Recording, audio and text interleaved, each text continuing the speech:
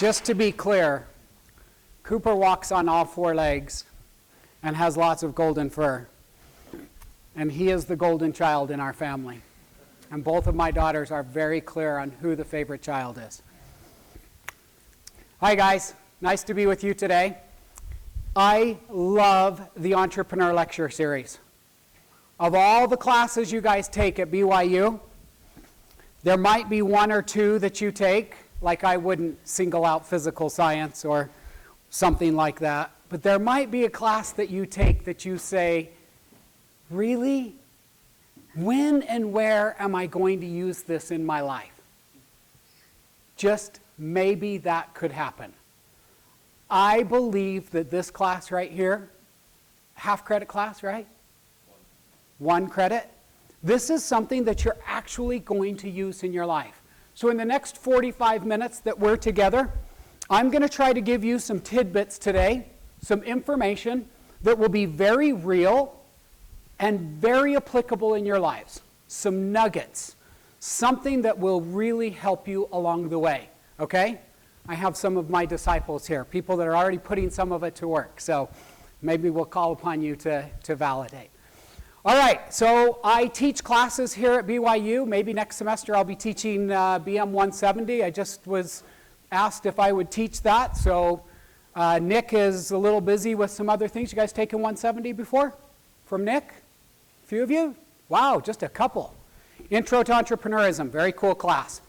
I start every class with this right here on my board. If you don't build your dream, someone else will hire you to build their dream. Right? So simple. This is what it's about. You guys are in here because I think you want to be entrepreneurs. Do you want to be entrepreneurs? How many of you want to be entrepreneurs? Throw those hands high. Okay, that's a lot of hands. How many of you do not want to be an entrepreneur? Throw them up. Come on, be brave. Thank you. Appreciate the honesty. So you don't want to be an entrepreneur. Why are you taking this class? It's required. Honesty. Appreciate it. Why? Same. You, sir? Required? Anybody else? Yes, ma'am. I like working with entrepreneurs. I like people with big ideas.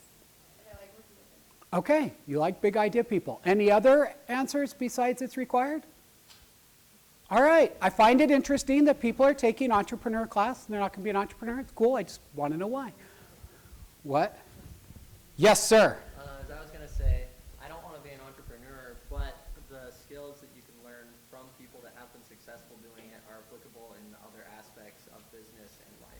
Okay, did you hear that? He doesn't want to be an entrepreneur, but all that he can learn from entrepreneurism and entrepreneurs are so applicable in so many aspects of life. Was that fair? Okay. Those of you that said, yes, I want to be an entrepreneur, share with us. Why do you want to be an entrepreneur? Please, anybody? Yes, sir. Freedom to set your hours, to move from idea to idea, instead of being locked into a specific career path or the ideas or dreams of a boss. Okay. He doesn't like bosses. He wants to set his own schedule, and he likes the idea of going from one career path to another and having some variety. Fair? Okay. Why else? Yes, sir. I feel like there's no limits to what you can do. No limits. Okay, I like that. Others? Come on, there's a billion answers. If you're going to be entrepreneurs, you've got to be extroverts. You've got to answer questions, be outgoing. Yes, sir. For me, in entrepreneurship, I see an opportunity to have a positive impact on the world. Positive impact. Love it. We see a lot of that. Yes? Back row, speak to me. Anybody back there? Come on, somebody out there. Yes?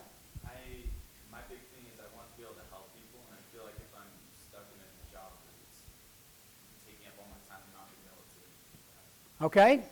Wants to help people. Other reasons? Yes, sir. Kind of going along with what you said, I have ideas that I feel like can change the world, and if I don't apply them into life, then they're just going to sit in the back of my brain and never be used. Okay, you have lots of ideas. I like this. Wow. Okay. Yes, sir. Thank you. Finally, somebody was honest. Okay? A lot of people see entrepreneurs as being rich. There's a lot of money in it. And let's be honest, a lot of people strive to become entrepreneurs because they want to be rich. Is that a bad thing? Donations keep a lot of organizations running. And it's people with excess wealth and income that donate to those organizations. Like the LDS Church, for example. Some of you may have heard of it. Or Brigham Young University. Some of you may have heard of it. When a building is built at Brigham Young University, who pays for it? Donors. And they don't just pay for it, they have to have 10 years of operating income in the bank before the shovel goes in the ground. The little ceremonial gold shovel. 10 years operating income. That's an extraordinary requirement to put upon anybody. All right, so it's not a bad thing to make money. Yes, question? I think kind of my reason is if you start something yourself and you build it, you get really passionate about it. It's a lot more exciting when you feel like it's yours. You take care of it. Okay. So let me share something from my perspective. When I was a student sitting in these chairs at this university, I had a singular focus.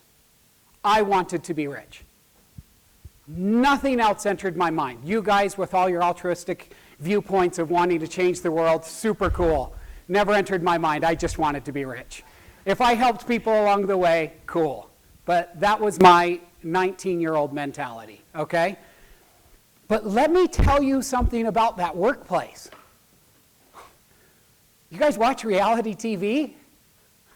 That's what the workplace is. There is so much drama in the workplace and so much bureaucracy. Nothing ever goes anywhere.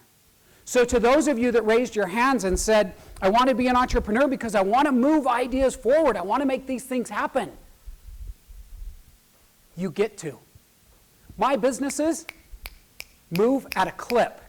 When I choose to go left instead of right, I roll out of bed and I say, we're going left today. Because I don't have to approve it with anybody. Now, the bigger the organization gets, I respect my team, but we move along. It's great. So just keep this in mind, especially those of you that want to be entrepreneurs and those of you that are maybe considering it. Look, you're going to spend your life working. It just is what it is. We have to make money to pay our bills. You're going to spend your life making somebody else wealthy, or you're going to build your own wealth. Let me give you an example of a student I was mentoring a couple of weeks ago. This young man came in to me. I mentor. Happy to work with you on your ideas anytime. This young man came in and he said, I'm a landscaper. So this was 2-3 weeks ago. He said, I really want to be an entrepreneur, but I don't know how to get started. And we were talking through his job, and I said, okay, how much do you make an hour? He said, I make about $11 an hour. What does your boss charge for you to do the sprinkler? He does sprinklers. What does your boss charge? $65 an hour. Boss charges $65, he gets 11 of it. Now that's not uncommon. There's a lot of overhead in a business, products and things like that. So I'm not faulting the employer. But I said to this young man, do you have skills beyond sprinkler repair and digging trenches and stuff? He said, yeah, I can do framing, I can do some of these other things. So why don't you start a handyman business? Why don't you go online, ksl.com, why don't you start a handyman business, advertise your services at $35 an hour. You may not stay busy from 8 to 5 like your boss keeps you busy. But if he stayed busy from 8 until 11, he would make the same amount of money he did working for somebody. Now, see what I mean by that? We are either working to build our own wealth, the entrepreneurial way, or we're working to build somebody else's. This is what I profit. This is what I preach. Okay? This is my gig. I'm a big believer in entrepreneurism. I have only worked for myself my whole life. All right? So, share with me, what are the traits of an entrepreneur? This is where you guys start speaking again. Okay? What are they? Yes, sir. Driven. Confidence. Charismatic. Keep them coming. Yes, sir. Risk takers. Analytic. Okay. Yes. Social networkers. Ugh. I don't have a Facebook page. I don't tweet. But yes. They're networkers. Okay, I do that. Thank you. Thank you. Yes, sir. Anxious and change driven. Thank you. You guys, this hurts a little bit, some of these. It's a little personal. Okay, anxious and change driven. Like it. Keep going. There are so many more. Traits of an entrepreneur. Yes. Driven by wealth. Driven by wealth. Okay, true. Yeah, yes, sir. They're doers. They're not afraid to try. They are doers, aren't they? Yeah. If you're an entrepreneur and you're not a doer, good luck to your business. Yes, sir. They're visionaries of the future. Visionaries, very much so. Just Always always learning. learning. Say persuasive. Persuasive. All great characteristics. Okay, here's my list. It's not complete, it's not perfect, but here's what I think are traits of an entrepreneur. They're outgoing, we heard that. They're confident, they're passionate, they're observant, they're visionary, they're determined to succeed, they're good listeners. They're frugal, they're savers. High risk tolerance, fearless, not afraid to fail. They question conventional wisdom. We're going to come back to some of these, okay? They revisit the rules. So here's the problem. 90% of startups fail. Does that make you reconsider becoming an entrepreneur? 90%, 1 in 10 chance of success. Does that make you reconsider? Those of you who said, I don't want to become an entrepreneur, you're like, yes, I got it right. There's actually a reason why 90% of startups fail. What? Taxes. That's good. Okay, we have a Barack hater over here. I'm just teasing. Who do we love, right? We got the other guy in there now, and I'm part of that problem. I voted for him. Are we at war yet? I haven't seen the news in the last 30 minutes. Close, right, yeah. Could happen at any time. Why do they fail? They fail because of their characteristics. You see, entrepreneurs are so passionate about their vision. They have so much determination to go make that idea succeed that they become bad listeners. Let me elaborate. When we fall in love with an idea so much, and we go out to validate that idea, this gentleman gives me feedback on my idea. I have selective listening. I hear what I wanted to hear from him, maybe not what he actually said. The other thing I might do is I might go out with him and talk to him about my idea, and instead of eliciting feedback from him, I'm selling him. And when we validate, I'll teach you about validation today. When we validate, we have to do so with a desire to learn and educate ourselves, not selling our product.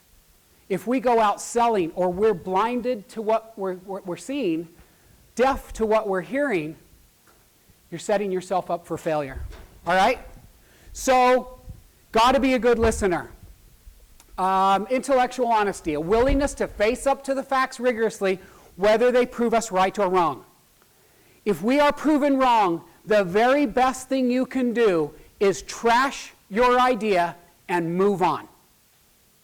It will save you precious time and precious money. Okay? Come back to that in a minute. How many of you, by raise of hand, here we go again, that arm thing again, how many of you are savers? That's a lot of hands. Okay, confession time, ready? How many of you are spenders? Thank you for your honesty. Let's do it one more time. How many of you are spenders? This is part of the forgiveness process. Okay, what do you call that? Confession, whatever that is, okay?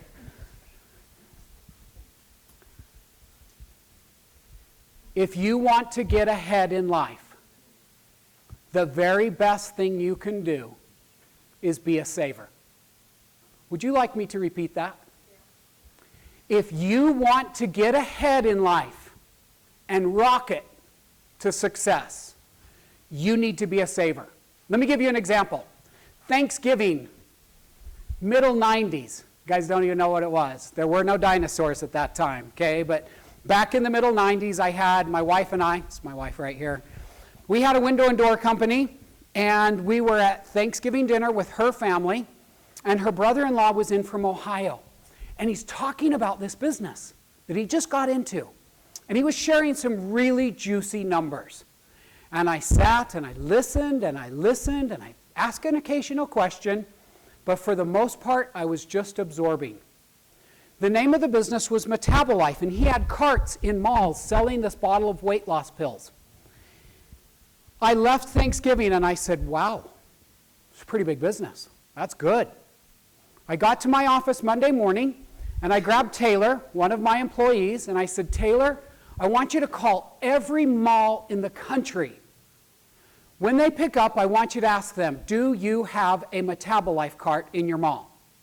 If they say yes, say thank you, have a nice day, and hang up. If they say no, I want you to obtain a contract, fill it out, and secure a spot for a Metabolife cart. 3,500 malls in the country. We secured 17 mall carts. Over the next year and a half to 2 years, we made millions of dollars. At the end of that 2-year run, Metabolife came to us and said, we're going to buy you out. By the way, you don't have a choice. Okay, so the amount of money we just made, we made again over the next 3 years as they bought us out. The importance of that story is this. We heard of an opportunity 5 years into our marriage, and we were able to jump on it, capitalize on it, because we had savings. If you are a spender, you've already got your reward.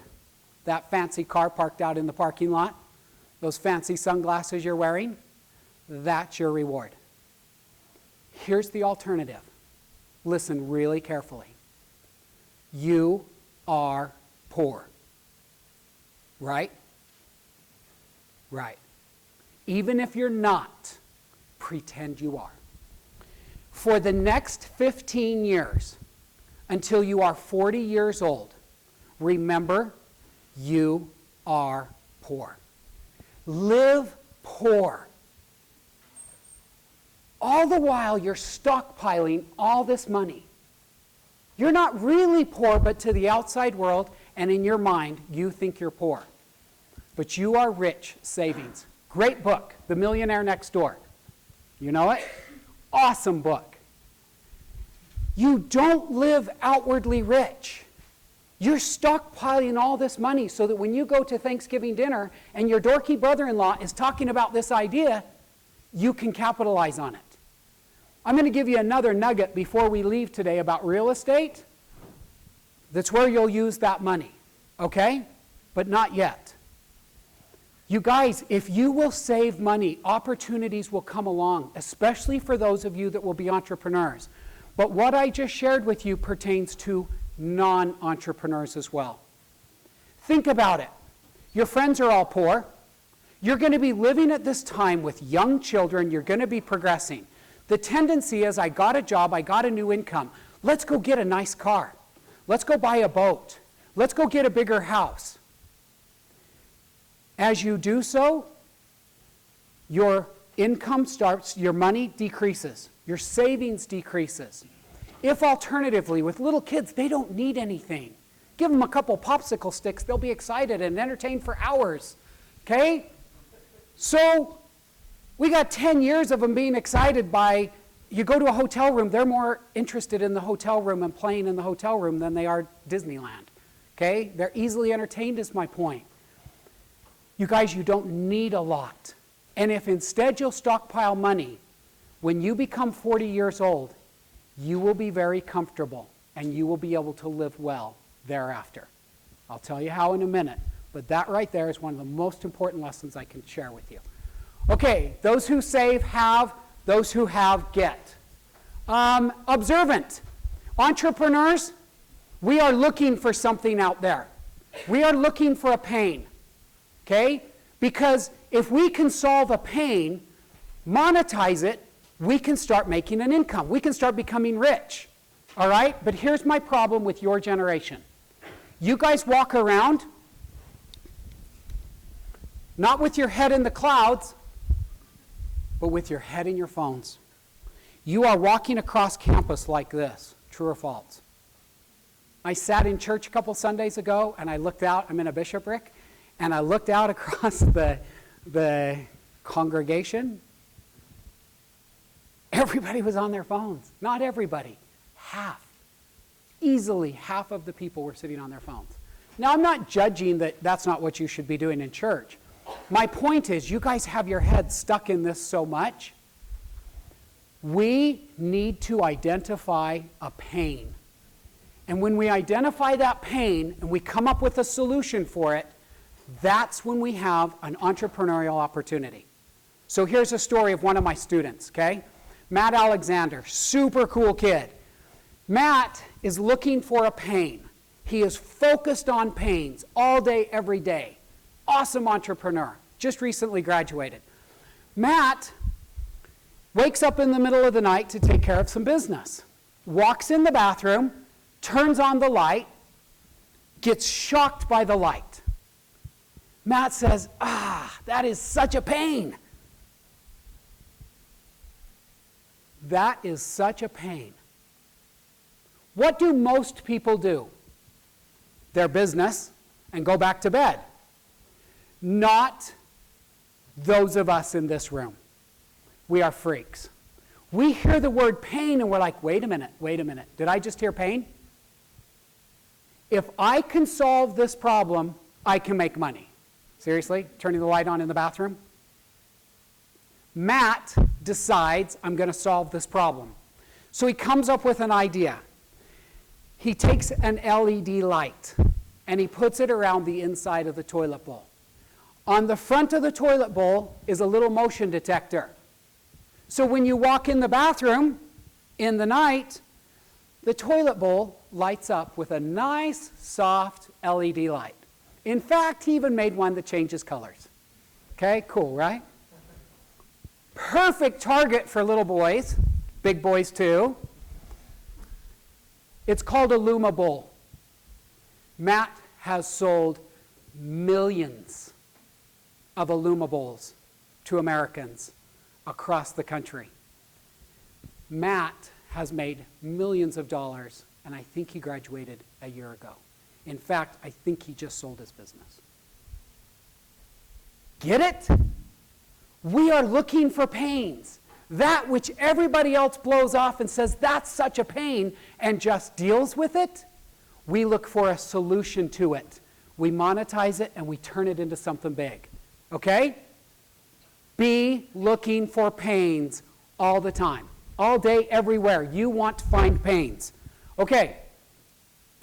High risk tolerance, fearless and not afraid to fail. Are you afraid to fail? Some? Be honest, it's okay. A lot of people are afraid to fail. I was golfing a year ago, September, with the MBAs. Okay? And a young man came up to me, Jared, and he said to me, Corbin, I want to be an entrepreneur so badly. But I'm so afraid that I might fail. Jared, dude, don't worry.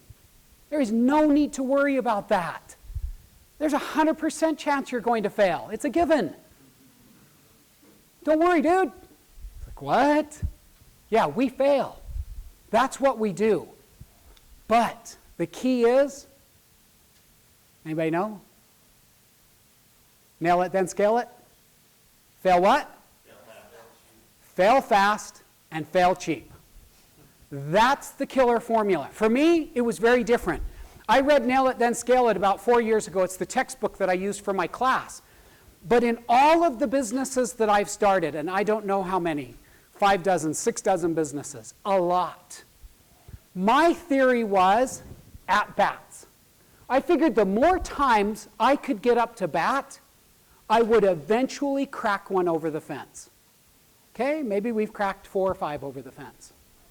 But 4 or 5 out of 70, it's not very good odds. Paid off really well, but there is a better way to do it. Had I implemented the practices in Nail It, Then Scale It, I would have had many fewer attempts and just as many successes. Okay? You guys read Nail It, Then Scale It? You don't seem that familiar with it. There's some heads nodding. It's not required for this class? Oh, Innovator's Method. Same thing. Same author, same book. Innovator's Method is the next version, but they teach the same thing. Fail fast, fail cheap. Okay? You guys, if you're going to be an entrepreneur, for those of you that said, yeah, I'm dead serious about being an entrepreneur, know that book well. I live by it. No kidding, I live by it. When I mentor students, we sit down and we go through it in many of our mentoring sessions. It's that good. Strong believer. Okay, so in regards to failure, super interesting article in a newspaper. The Dallas Morning News had this article in its paper, and it was titled, "Don't Send Your Kid to the Ivy Leagues." All right, so the interesting thing about this article is it talked about, the gentleman that wrote it was an admissions person for an Ivy League school. Can't remember which one. You can read the article. Think Princeton. And he said, as I read all these admissions applications, it was stunning to me. None of these children had ever been subjected to failure. Mom and dad had put them on a path to an Ivy League school. Fencing and horse riding and piano and all these other things that were check marks for their application. But never have they experienced failure. Failure is a very healthy thing to experience, okay? And if we've never been subjected to it, then we're so afraid we're going to fail. There is nothing wrong with failure, especially in the world of entrepreneurism, unless we take 2 years and $150,000 to fail. Failing fast and failing cheap means $500 in 2 months. That's what fail fast, fail cheap means, okay? We love Ivy League kids. They make great employees, okay? Really good CFOs, really good COOs, and so on. But we have to be willing to take a risk. We have to be fearless that we might fail, okay? So where do ideas come from? So many students come and ask me, where do ideas come from? How will I come up with my idea, Brother Church? I don't want to work for somebody. I want to be my own boss. I want to set my own hours. I want to be rich. I don't want to just make somebody else rich. I want to make my own money. How am I going to come up with an idea? Well, we got to be observant. You got to put your phone down. You got to be looking for ideas. You got to be looking for pains, okay? That's the word that we're focused on. What is a pain? Many people leave this class and say, I'm going to go find a pain. Matt Alexander, one. Another one, Jonathan Munoz. Jonathan left. He went on a date, a double date. He and his wife and this other couple went out and said, there are 2 nurses in that foursome, and they said, what is a pain in the hospital? Brother Church said, we've got to find a pain. They sat around and they brainstormed pains within the hospital. They came up with a device that we raised $1.2 million for 2 months ago, a medical device, and they're off to the races. It's a brilliant idea. Doctors and hospital administrators have gotten behind these students, recently graduated now, in an amazing way. It's a brilliant idea. Take this seriously. Go ask your spouse, go ask your roommates, think of a pain. It could pay off. Then you have to ask yourself, is this a monetizable pain? And we like to measure this. Is it a mosquito bite or a shark bite? Okay? Are you going to go to the hospital if you get a mosquito bite? Let's say no West Nile or that other new disease is involved, okay? Probably not, right? We get a little red thing, it's itchy, it goes away in a couple days. You gonna go to the hospital for a shark bite? Okay, so this is what we're looking at. Are we talking a small pain or are we talking a big one? Okay? Big one, shark bite means big opportunity. I worked with a young lady this morning that's starting a yoga business. She's going to make a good income. Is she solving a pain? She solved my pains. But that's different pain, okay? It's probably more of a mosquito bite. Vitamin versus painkiller. She's more on the vitamin line of things, okay? But this will help you gauge how big is my idea. I met with some students today. I was mentoring some students. And a student came in with 2 ideas. One was definitely a mosquito bite. The other was bigger. And so that helped us decide which one to focus his attention on. Let's go after the one that's bigger, closer to a shark bite versus the mosquito bite. Okay? Here's a big one. Those of you who are sleeping, wake up for a quick second. All right? Keep a journal. This isn't your journal where you write about your girlfriend or your boyfriend and all that stuff. This is your entrepreneurial journal. Your bishop didn't tell you to do this one. Brother Church, I don't know what I am. Brother Church, I guess. You keep a journal. Here's the rule. Every night before your head hits the pillow, you need to write 2 lines in your entrepreneurial journal. You really want to be an entrepreneur, you really want to come up with an idea, 2 lines in this every night. Okay? What do those 2 lines need to be? Anything about entrepreneurism. It could be a pain that you came up with. It could be an idea. It could be that you watched Shark Tank and you had an epiphany and you wrote down that epiphany. Today, I hope you walk away from this class with more than 2 lines. Okay? Start your entrepreneurial journal in a small notebook that you can carry everywhere, even smaller than this. 2 things every day. This is going to do something for your brains. This is going to teach you and train you to think entrepreneurial every single day. If you know you have to write something before your head hits the pillow, you'll come up with something. And it will train your minds to think entrepreneurially. How real is this and does it work, or is this a bunch of, I can't say BS, huh? Yeah, BS. I can't think of the other word. I can think of another one, but not that one. I have students that come in and sit down with me and they open their entrepreneurial journals and they're filled with lines. And here's a star and here's a highlight. And they say, I want to talk to you about this. And we develop these ideas. That exercise right there will produce ideas for you. If you're serious, you want to be an entrepreneur, you want to generate ideas, this is a proven idea that will work. Who's in? I just wanted to make you move your bodies, see if you're still alive. Late afternoon's tough. Glad you guys are here. Okay, validation. If you've read Nail It Then Scale It or The Innovator's Method, talks about validation. Really quickly, let me summarize validation in like 60 seconds. And a couple of important points about validation. Validation is where I take my idea. I have this idea for this new notebook. And it's cool because it has this string around it, and that's going to solve a pain because now my pages aren't going to come open. Yeah, pretty small mosquito bite, huh? But anyway, this is my stupid analogy that I came up with. I go out and I validate. To validate means that I speak to my demographic. This is such a bad example. Here's a handbag. I go out and I'm validating a handbag, okay? Who do I speak to? If I go to this man right here, what's your name? Sam. Sam. If I go out and I ask Sam what he thinks about my bag, what do you think about it? Pretty cool. Lovely, yeah, see? Twists his eyebrows, mocks me, like, what are you doing selling a bag, man? That's not cool. He's not my demographic, so I've asked the wrong person. I got an opinion that just doesn't matter. Ma'am, do you carry a handbag? Sometimes. Sometimes. What do you not like about carrying a handbag?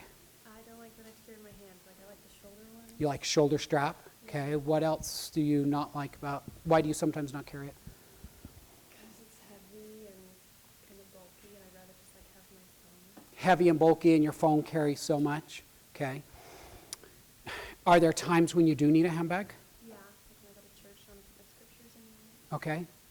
And when you carry your handbag and when you go to church, carry your scriptures or whatever else, do you like your handbag to match your outfit? yes. Yes. Okay. You can lie, it's cool. Go with it, right? So you like it to match. Well, does that mean sometimes you have to switch between handbags? Yes. Sometimes. Is that a pain? Yeah. Guys, you wouldn't understand, but just go with this, okay? Black is sometimes best. Black is easy because it matches most everything. What if there were a handbag where you could easily change the design without changing the contents? Is changing the contents a pain? Yeah. Yeah. So if you could take the exterior off your bag and go from one look to another look just like that, would that be something that would be convenient for you? Super cool. Would you buy that? Probably. Probably. Why probably versus yes or no? I'm still not a big person who uses like purses and stuff, but it would move it higher on my. Okay, so you're not a big handbag lady, but It's a super saver. and she's That's true. she's a super saver. We love that more than anything else. Looking for a spouse, just go up to her. Do you save or do you spend? Oh, bye. Okay, looks don't matter. Spending habits do. So you don't really love handbags, but this handbag you think would be cool. Yeah. Okay, what would you pay for this? Say you got this base bag plus 4 of these shells and you could pick from 500 different styles. What would be a fair price for that? Like if I think about like the market, Yeah. probably like $100 to $200, just because like a purse uses like $25 to $50 a year. Okay, so it's safe to say you'd spend upwards of $100 for that. Okay, thanks for your time. Appreciate it a lot. That is the validation. That is a step in the validation process. I just talked to her. Now I go back to my notes. I write that I spoke to a woman in her early 20s. She's not a handbag carrier. She liked the bag. She'd spend up to $100, but she is not likely to buy a handbag. I would take her information and I would throw it out. Her opinion was helpful to me. I listened and I learned, but she's not my demographic. She doesn't even buy handbags. I would keep going until I ran into a lady that actually buys handbags. Her opinion would now matter to me. Do you carry a handbag? Don't. Okay, you're out. Eventually, do you buy a handbag? Do you carry a handbag? I bought a handbag. Yeah. It was You guys are too young. Grannies, they loved it. But you see, this is why you don't validate at BYU. But I need the women walking out of Costco. That's where I would go do my validation, is in the Costco parking lot. Okay? And I would talk to 100 women, and I would figure out first if they're my demographic. Because if they're not, you move on and let her move on. But when I find somebody that buys a handbag, that's carrying a handbag, I find out if she likes the idea. If she says no, I write down no, and I write down why. If she says yes, why? What will you pay for it? I better have 70+% yeses if I want to go forward with my idea. Nail it, then scale it says 50%. It's not good enough. I would go for 70%. It's just still too risky at 50-50 because too many of those 50% are lying to you. People don't want to be honest if it's negative. So just cut your results down. All right? Let me tell you one other cool validation story. How am I doing on time, Sam? I'm out? 5 more minutes. One of my students, several semesters, we start 6 businesses every semester in my class. And one of my students got 100% validation on his idea. He created a light for the front of his longboard. Now, here's what I mean by fail cheap and fail fast.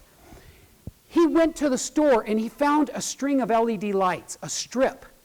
And he put some notches in it so that it would bend, and he put it on the front of his skateboard. He went to Radio Shack and bought a small battery pack that he mounted underneath that board. And he created a light for the front of his longboard, because the pain was when he would longboard at night, he would run into things, cracks in the street or rocks, whatever, and biff it. Biff, beef, crash. Okay? And so he went out to who? Who would he validate with? Longboarders. Okay? He went out to longboarders, male or female? Thank you. Trick question. You guys are good at that. That's what BYU feeds you. He goes out to longboarders. 100% of them said, yes, I would buy that. He then went out in the Utah County area. There are 6 different board shops. He talked to them, and one of them, maybe 2, I can't remember, said, all of them said, yes, I would buy that. One of them said, I'll place an order for that today. It was a prototype. It wasn't even a real product. It was part of a class assignment. That's validation. If he goes forward with that business, will it be a success? Very, very likely. That's the difference. That's how we fail fast and fail cheap. If 25% of your people say, yeah, I'd probably buy that handbag, you come and sit down with me and you say, what's my next step? Start working on your journal and being observant and looking for pains. It's not going to work. Okay, that is the process of validation. All right, moving along at the speed of dark. I might have to, I told you I was going to teach you something. Okay, before you leave, I've got to give you a nugget, okay? This is a really good lesson. All that savings that you're starting to accumulate, you guys go get married. Yeah, you already know this. I want you to buy a home as soon as possible. Here's why, okay? When you're renting, you are taking that hard-earned cash, all those roast beef sandwiches you sliced at Arby's, you are putting that in a little mound and setting it on fire. You're torching it. Those of us who rent, we love you. Keep renting, okay? Rent and interest are evil things. We don't pay them. The only time we pay interest is on our mortgage. But try not to ever pay any other time interest or rent. Here's what I want you to do at the earliest date possible. I want you to go buy a home. But I want you and your spouse to look for a specific home. A home that has a basement apartment. Okay? Who's going to live in the basement apartment? Who? You! Why? Because you're poor!